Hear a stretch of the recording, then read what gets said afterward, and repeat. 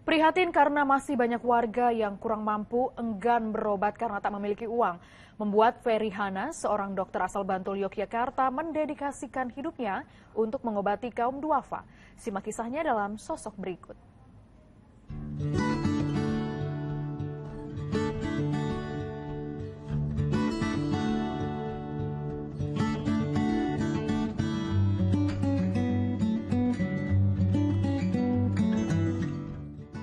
Sekilas, klinik pengobatan di Dusun Sumberan Ngesti Harjo, Kasihan, Bantul, Yogyakarta ini tak berbeda dengan klinik-klinik kesehatan lain.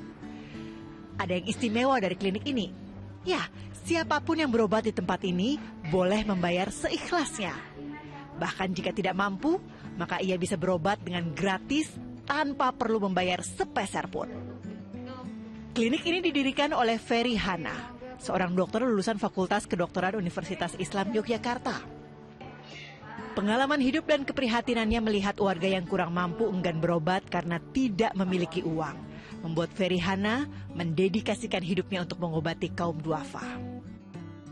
Saya itu lahir dari keluarga yang tidak miskin sih, tapi dengan kehidupan yang bapak saya pegawai negeri, bahasanya rendah gitu ya.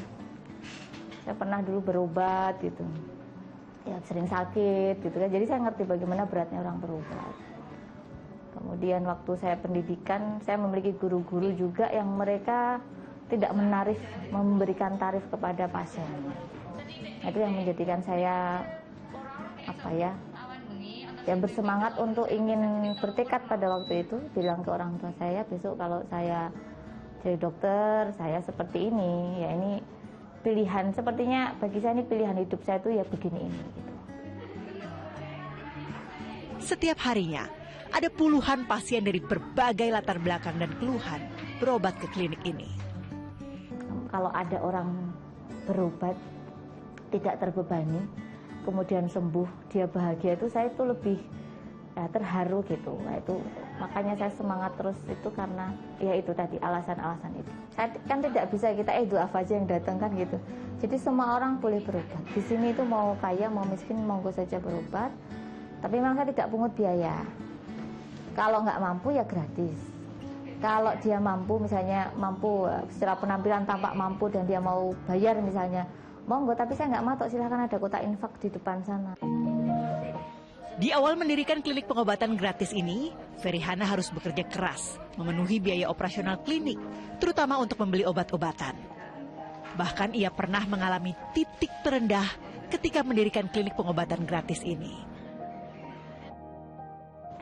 Tapi saya pernah benar-benar ibaratnya habis gitu ya. Secara keuangan itu nggak ada, obat habis, tinggal sedikit. Nah itu pada tahun sekitar, seingat saya 2013-an.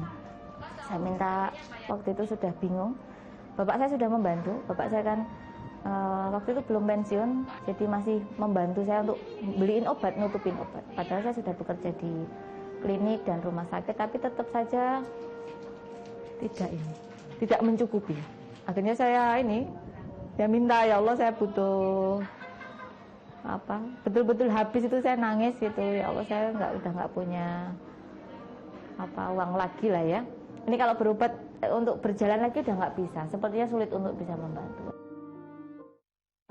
Kehadiran klinik pengobatan gratis tentu saja sangat membantu warga yang ingin berobat untuk mendapatkan pelayanan kesehatan yang terjangkau. Karena ya gratis, terus ya enaklah pelayanannya. Dokternya juga bagus, pelayanannya ya bagus-bagus lah. Salah satunya ya kan seikhlasnya gitu loh. Itu kan sesuai istilahnya kemampuan kita. Itu ya kebetulan juga cocok, itulah yang jelas. Ya terima kasih banyak sudah membantu kesehatan saya, terus untuk orang yang kurang mampu juga semoga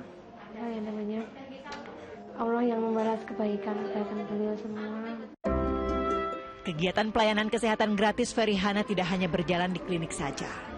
Ia juga rutin menggelar pengobatan gratis di pelosok-pelosok desa lewat kegiatan bakti sosial bersama rekan-rekan tenaga kesehatan lain. Bahkan sejak 2012 itu saya sudah keliling untuk ke pengobatan di pelosok-pelosok itu, di orang-orang. Jadi di pelosok itu kan untuk ke rumah sakit jauh, ya kan, kesehatan ya beda ya, namanya pelosok dengan kota. Jadi saya lebih menikmati untuk datang ke pelosok-pelosok, mau di daerah Gunung Kidul, Kulon Progo, bersama teman-teman. Kalau itu saya bersama teman-teman, kadang ada undangan juga gitu ya. Kalau sekarang ya lebih, ini tahun-tahun ini lebih berusaha dirutinkan untuk pengobatan gratis dalam arti massal, bakti sosial, pengobatan massal gitu, atau misalnya penyuluhan. Nah itu saya lakukan ya gratis, dengan sekalian membagi, memeriksa, memberikan pengobatan sekalian. Kalau memang ada duafa yang perlu kita santuni sekalian. Tidak ada kata menyerah. Dengan kerja keras dan berserah sepenuhnya kepada Allah, Ferihana mampu melalui segala rintangan untuk tetap mempertahankan klinik gratisnya. Untuk menopang kegiatan sosialnya, Ferihana kemudian merintis usaha klinik kecantikan dan berbagai usaha lain. Ia berusaha mandiri dengan tidak menerima donasi dalam bentuk apapun dari siapapun.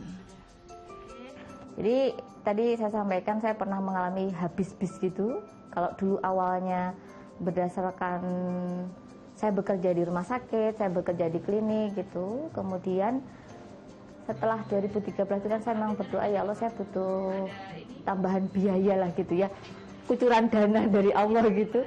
Akhirnya saya dapat bisnis, saya punya kemampuan pelatihan, punya kemampuan di kecantikan untuk facial dan meracik. Saya belajar meracik sama beberapa guru gitu, meracik skincare. Akhirnya saya itu mulai dari itu. Dari pasien dulu saya facial sendiri, produk saya racik sendiri, kemudian saya berikan ke pasien langsung, belum ada asisten. Sedikit demi sedikit akhirnya tambah besar. Nah, jadi ini kecantikan jadi bercabang-cabang, salon-salon gitu. Kemudian skincare yang tadinya racikan 1-2 jadi bisa banyak, bisa ribuan. Akhirnya saya pabrikkan. Nah itu bisnis-bisnis saya itu yang menopang. Ya 100% yang menopang hanya bisnis saya itu. Biru, tadi sudah merah. Jadi bukan tidak menghormati, justru dengan penuh hormat. Saya tuh menolak itu, ya berusaha untuk dengan kerendahan hati saya, bahwa saya tidak ingin ada unsur, misalnya saya kan menerima semua pihak, merangkul semua golongan.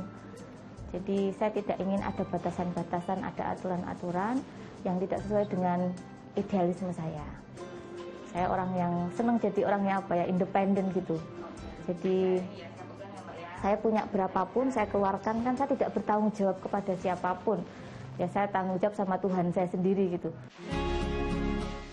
Seiring dengan perkembangan usaha klinik kecantikan dan usaha-usaha lainnya, semakin luas juga jangkauan pelayanan Ferihana bagi kaum duafa. Kini tak hanya klinik pengobatan gratis saja, Ferihana juga rutin membagikan sembako dan sarapan pagi setiap hari bagi para pencari rezeki di jalan-jalan seputaran kota Yogyakarta. Nah, saya berjanji pada waktu itu, semakin berjanji pada Allah, pada diri saya sendiri, dengan bertambahnya penghasilan, bertambahnya bisnis, saya juga pengen bertambahnya duafa yang saya santuni. Nah, setelah pandemi ini kan banyak orang susah. Nah, akhirnya saya bingung apa lagi yang bisa saya lakukan. Nah, alhamdulillah ada kegiatan setiap pagi bagi sarapan gratis untuk orang jalanan, penyapu jalanan, Pak becak itu kan kalau pagi mungkin belum makan gitu ya. Tukang-tukang sampah itu pagi belum makan, ya kita kasih. Baginya, kebahagiaan yang dirasakan orang-orang yang dibantu adalah kebahagiaannya juga. Dan untuk itu, ia selalu berusaha berbagi dengan sesama. Saya ingin mati masuk surga, saya tidak ingin Allah menghukum saya di akhirat, ingin selamat. Gitu. Saya ingin jadi orang yang, ya saya bahagia, orang tuh bahagia, saya sehat, orang sehat. Saya ingin melakukan yang terbaik di hidup saya yang cuma satu kali ini. Yang terbaik itu ya totalitas yang saya mampu, yang semampu saya, sekuat saya.